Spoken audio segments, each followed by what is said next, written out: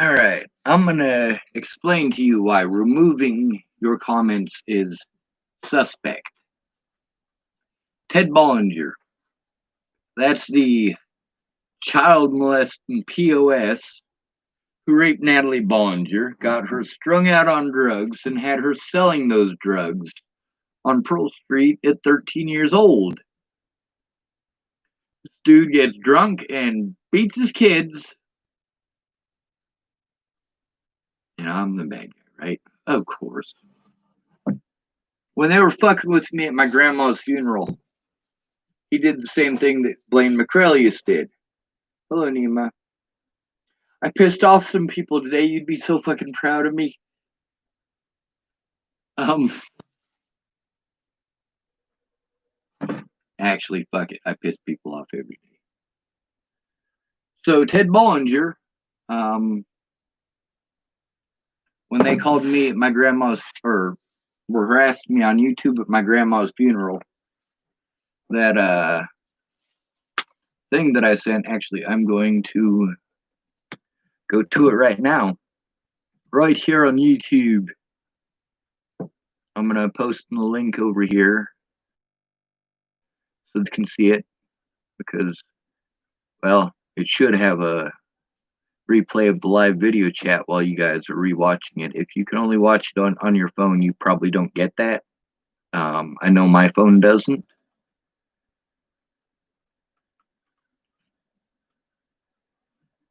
But let's see.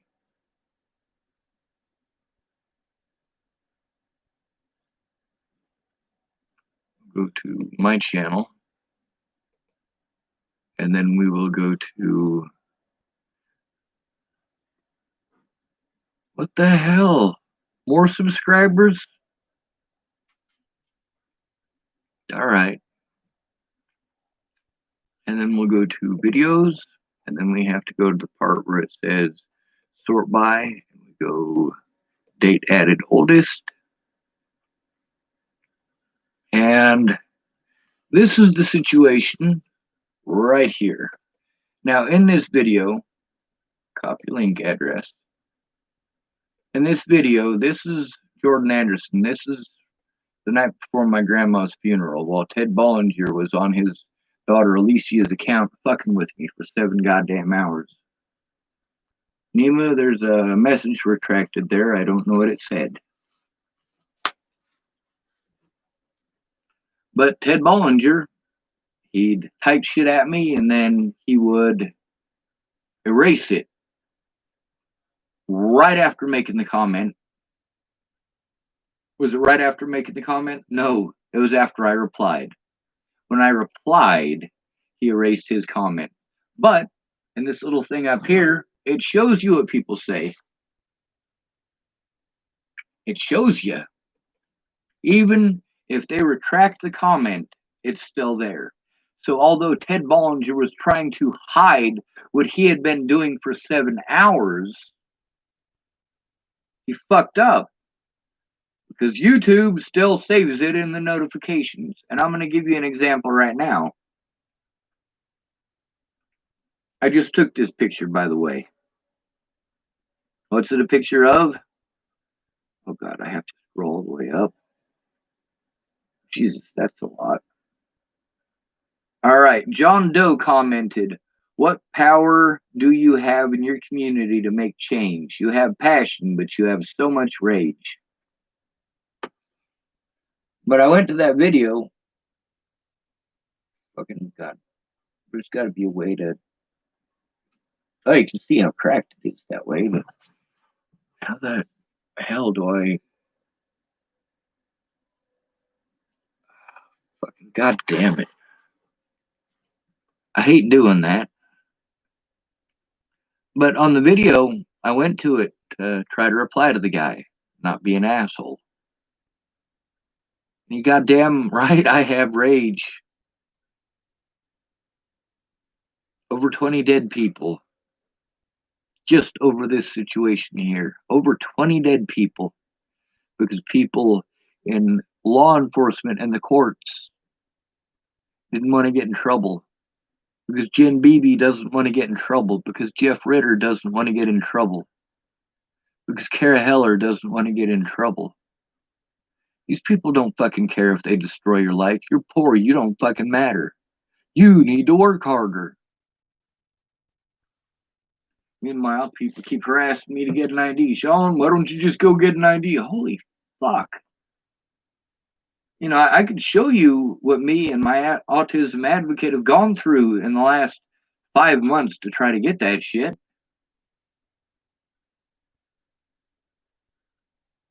Sorry, it's been about 4 months.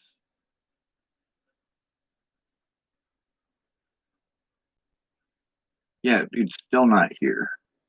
We jumped through all the hoops that they asked to sent them everything that they asked for. They said it would be sent within 20 days. It's been nearly 2 months now, and the stuff that I sent was apparently not good enough because it had the P.O. box number on it.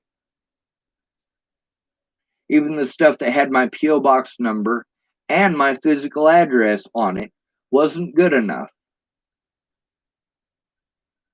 They want more stuff that proves that I live there, but they want it without the P.O. box number on there. Like, oh my god, the red fucking tape bullshit. This is why this red fucking tape bullshit is why the courts don't work. They made it too goddamn complicated. And it all runs off of public bias anyway. It don't give a fucking holy goddamn what the law says on paper. When you encounter a police officer in real life who, number one, doesn't care about the law, and number two, he can turn off his fucking body camera. Now, let's say you got an officer who's really nice. He's really nice to you and your family. But when his fellow officer beats the living shit out of a homeless person or a black person, he didn't arrest his fellow officer. Now, what are we seeing that is a common denominator in all of this? Officers sticking up for each other. The police officers union should be, well, considered a hate group. So an officer can break the law and charge you with a crime whenever he wants, and they lock you up immediately. But you have to have the money for a civil lawyer to do a goddamn thing. Meanwhile, they got the police officers union, buys a fucking lawyer for him. Oh, you killed a couple of black kids? Here's a lawyer. Jesus fucking Christ.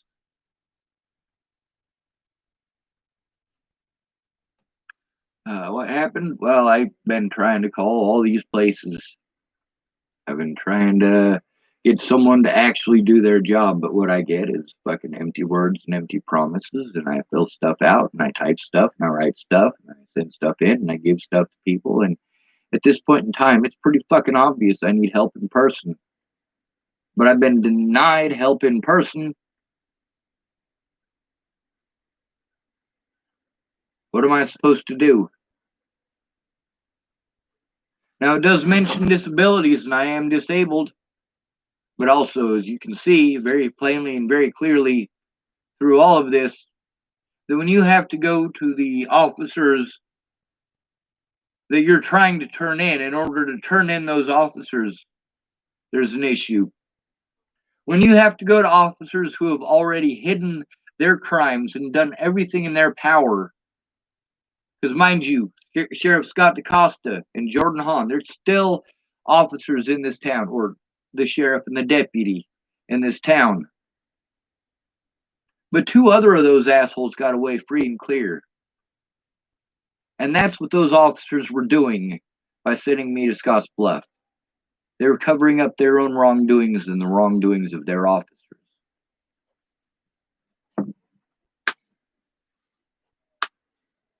We simply cannot allow this. If this is the way that it's going to be, I need you to kill me. And I do mean that. If my rights are never going to matter to any of you enough to actually fight for them, I don't have a life worth living.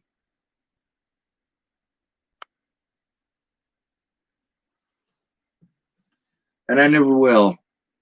What most of these fucking idiots aren't getting is that I'm not fighting for my rights. It's too late for that. Statute of limitations is over. People procrastinated too fucking long. But I'm not allowed to be mad at them for procrastinating, because if I'm mad at them because they procrastinated and they fucked me, then they go playing victim. But you go ahead and play fucking victim. You play victim all you want. I break the law now. I don't have any qualms with breaking the law. I just try to break it right. What's that mean? It's not going to save lives. Well, I don't do it. If it doesn't have the potential to save lives. See, a lot of these things, by listening to me, it would have saved lives. It would have saved the life of Tiber and Tay. It would have saved a lot of lives, at least in Colorado. And then later on in Nebraska. These very same rights that Black Lives Matters is fighting for, I'm fighting for. And most of y'all white folks from the KKK, all of your bitches, whines, moans, and complaints are covered by Breonna's laws.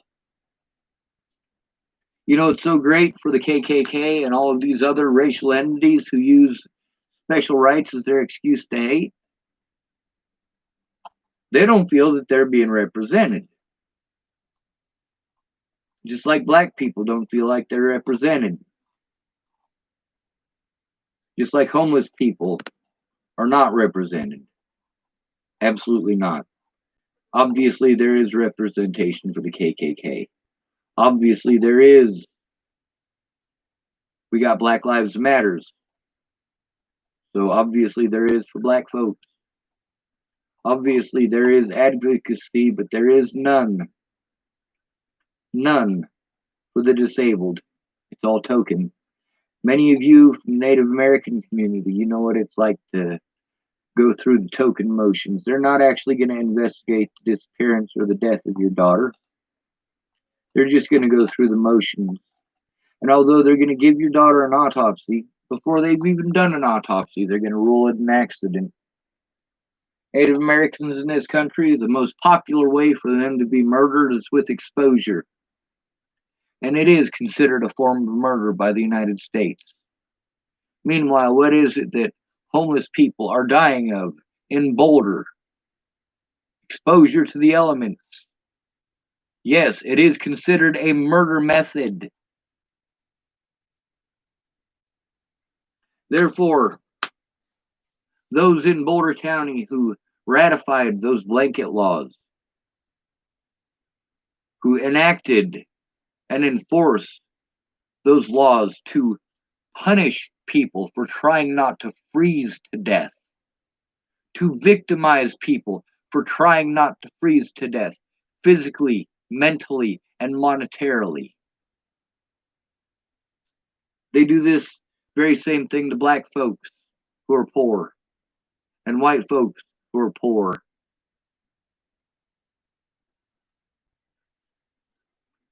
A lot of the issue is too much goddamn boys in the hood. The white boy's got a nice ride. His daddy must have bought it for him. If a black guy has a nice ride, then he must be a drug dealer. Do I actually believe those things? No, I've seen otherwise. What, a white person can't sell drugs for a nice vehicle? A black person can't inherit a vehicle from his dad? Neither one of these people are capable of working for it? And where does your bias lie?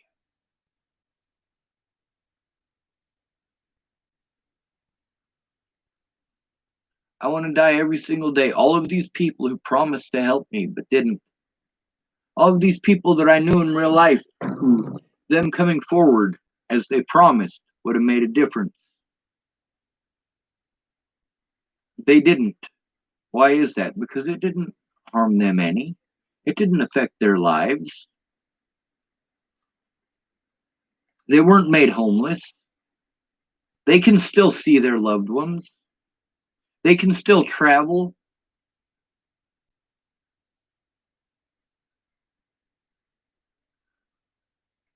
See, of the probably about 20 people that I was trying to let know what was going on before Natalie was actually, it was more than 20. It was a pretty fucking fucked up situation, and I couldn't see my loved ones. It was definitely more than 20.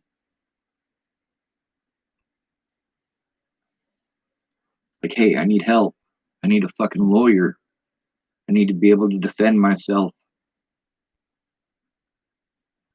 No shit, I drove 1,700 miles from Chesapeake, Virginia to Boulder, Colorado to get the fuck away from Natalie Bollinger, the druggie, and her druggie family. That's fucking simple. But you call me mentally ill, and my rights as a disabled person magically go out the window. That's why the term mentally ill needs to be stricken from the law books. If you're schizophrenic, not mentally ill. If you've got Asperger's, you've got Asperger's, not mental illness. If you've got ADHD, you have ADHD, not mental illness. Mental illness is not a fucking diagnosis, you fools. Every one of you who types the term mentally ill, it's like dropping the N-bomb.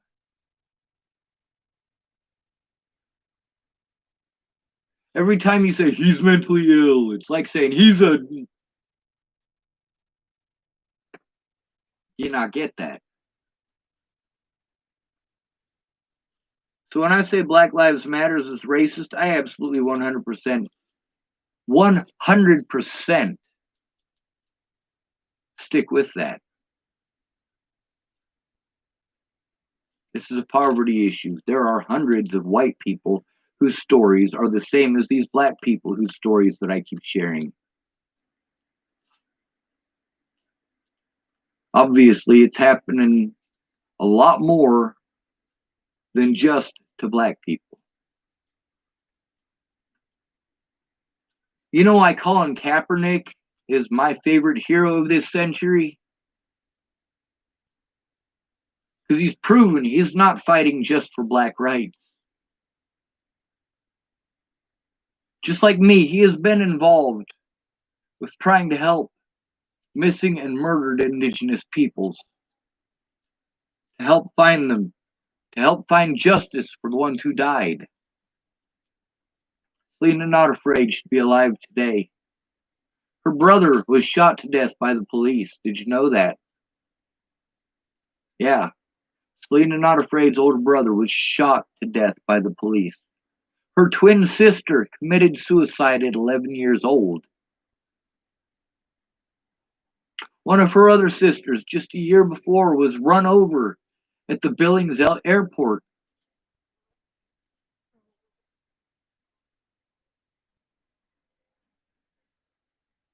How come we didn't hear none of that?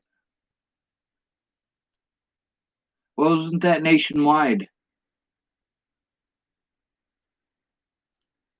Why aren't Native Americans being heard?